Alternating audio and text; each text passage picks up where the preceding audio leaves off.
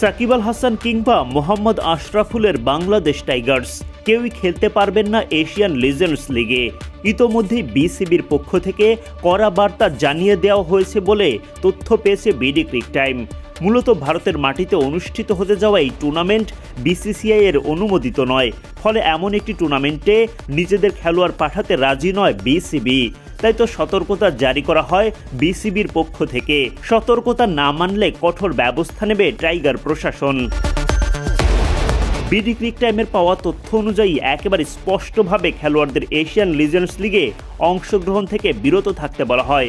বিসিবির জরুরি নোটিশে বলা হয়, প্রিয় খেলোয়াড়, আপনারা ইতোমধ্যেই জানেন যে 10 মার্চ থেকে 18 মার্চ পর্যন্ত ভারতে অনুষ্ঠিত হতে যাওয়া এশিয়ান লিজেন্ডস লিগ বিসিসিআই কর্তৃক অনুমোদিত নয় এবং তাই এটি অননুমোদিত ক্রিকেট হিসেবে বিবেচিত।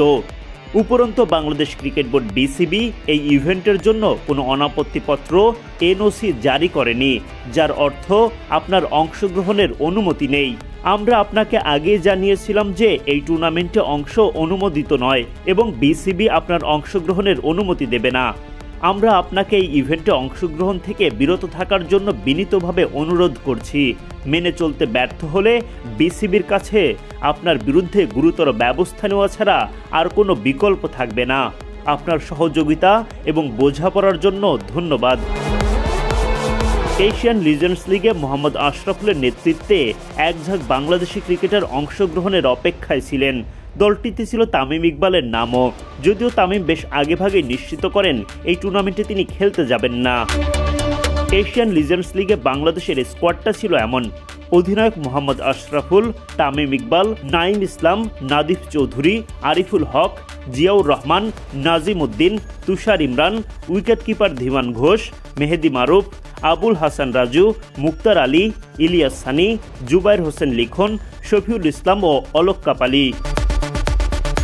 বাংলাদেশ টাইগার্সে না হলেও এশিয়ান লিজেন্ডস লিগের নাম ছিল সাকিব আল হাসানেরও।